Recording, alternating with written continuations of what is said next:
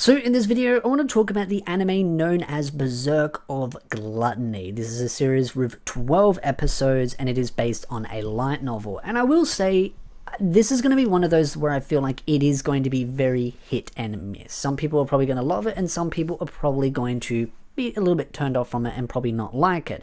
This is of course in the action and fantasy tags.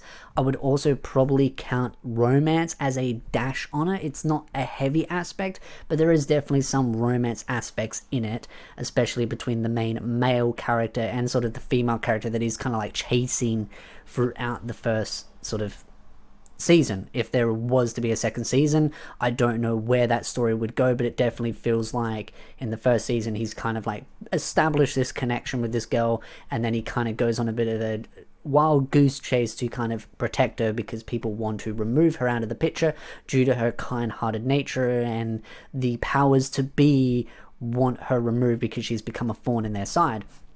And that's one of the cool parts about the story, is that there is some really cool politics in it and different characters that are like trying to move their own little pieces of the puzzle or chess pieces, move them to get rid of this person or that person. And then of course you've got the whole sort of seven deadly sins aspect to it as well, which is a very common thing to be in some of these kinds of series. I mean, Shield Hero has it, I mean Seven Deadly Sins the anime has it with the manga, but it is quite a common sort of trope to be used, or sort of system, and it is done in a nice way, especially with this, with the main protagonist having gluttony. It has a lot of strengths and weaknesses, though I do feel like he makes a lot of poor decisions when it comes to how he goes about gaining power. Like he'll sacrifice all his EXP, or stat should I say, not EXP, but all his stats into upgrading his weapon, and then he's kind of left vulnerable. I feel like that's a really rookie mistake, and I just feel like that to me makes the series a little bit harder to believe, just because of the fact that he's giving up all his EXP and then he has to go grind and be really careful. And I'm like, if that was me, I would not be doing that. I'd build up a surplus, then give the EXP, and then have something to work with. And again, I say EXP, but he actually doesn't gain EXP because of how gluttony works. He doesn't gain EXP, he gains just their stats. So every time he kills a monster or even a person, he will gain all their stats, all their skills, all that kind of stuff. So there is no EXP for him. Other people level normally, but he just absorbs everything from them. But it still feels like a system where I kind of refer to it as EXP, just because it's a default gaming mechanic in my head. But that being said, it kind of still feels like EXP. You're kind of inserting all that power that you've accumulated over time into a weapon. But I'm sure someone will nitpick and go, well, it's like, again, it's just because it's kind of defaulted in the back of my mind.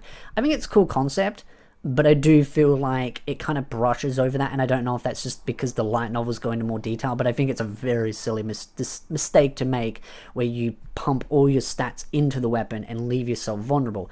And yeah, some of the weapon variations that he gets from his weapon, like its name is greed and he can talk to it, which I've had a couple of animes this last year where weapons do talk, and I don't mind it. It adds for some good like dynamics between the characters.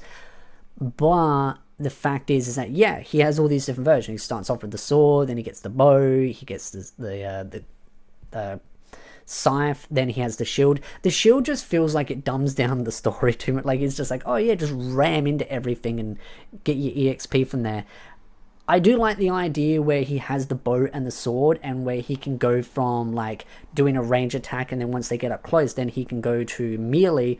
But the scythe and the shield do kind of feel like, it's just like, it's cool and all, but I would prefer that he actually uses the shield more defensively, but now he uses it offensively as well. And I'm just kind of like, that's the only real big issue I have with the series, is that a lot of the different variations to his weapons, or if you want to call the shield a weapon, which it technically is, it just kind of feels like they're just there for the sake of adding slight variation, but they don't really play a fundamental role, because they all just kind of feel like they get used in the same situation. It just depends on what mood he feels like, depends on it. Like, I know, again, I mentioned before where he does range and then he does melee, but the fact is that the shield functions basically the same way as the weapon. He just rams into things and then that's it, and then they die. The scythe kind of follows the same concept, like he just uses it no differently than how he'd use a sword. So I just kind of wish there was a little bit of difference with it. Like it'd be cool if like the scythe was more of an AoE based thing, while the sword was more single target, and the shield is more defensive, and the bow is used more range. And I know that sounds really stupid, and someone's going to go, yeah, but that's how it would function. I'm like, but it doesn't feel like that is how it functions. There is also that kind of cannon one that he has as well. He doesn't use that one as often. That kind of feels like it's a big charge up. That's how it should be as well. Charge up, have people help, keep things distracted, and then blow that big load off, if you get my gist, and then defeat the monster or the villain. So there's some cool, interesting things, and maybe it's just because the anime is maybe going over the fight scenes a little bit too quickly compared to the light novels. Again, not read the source material, so I don't know. But the romance is really what I'm there for. Like, that's the thing I really care about, is the romance between the main protagonist and the knight herself, and how he's kind of chasing her and protecting her, and there's clearly this chemistry. Then you've also got the other characters that have these powers as well, like rage, lust.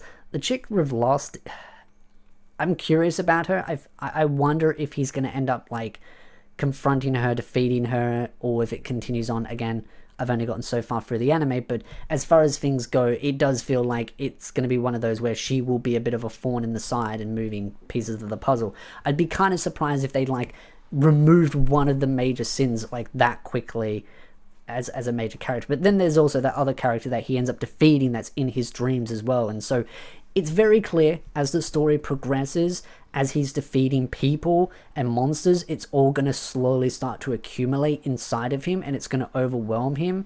How the story builds on that, I think you wouldn't see that unless you either go to the source material or if this series got a second season. If it got a second season, I feel like then you'd start to see more of the negative repercussions of gluttony, because it's very clear that the gluttony skill, as it consumes more and more and more, the negative repercussions of it are going to compound over time. Like, he has the issue of berserking, like kind of going crazy for needing to eat or consume stats, but then also he has the problem of like over consuming as well, which I kind of find funny, being the skill gluttony is generally meant to mean that you eat more than what you need.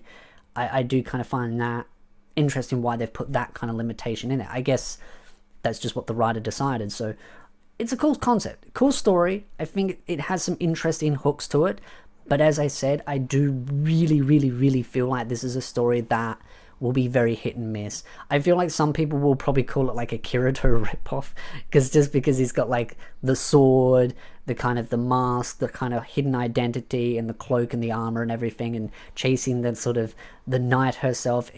You could kind of pull some similarities to that. I don't think it's a complete ripoff, but I have seen some comments noting on that. But I feel like this is definitely like a source material seller. It's like there to get you invested in the story, and then you want to go into the light novels to learn more about it. That's why I feel like if it gets a season 2, I'd be happy, a little bit surprised, but I also do feel like it's one of those, if it gets a second season, it would make you much more invested in the story as well, because I feel like even with the 12 episodes, and yeah, there's like 2 more left that I've got to watch, it's not enough to get you super highly invested in it, enough to be like, okay, I have to.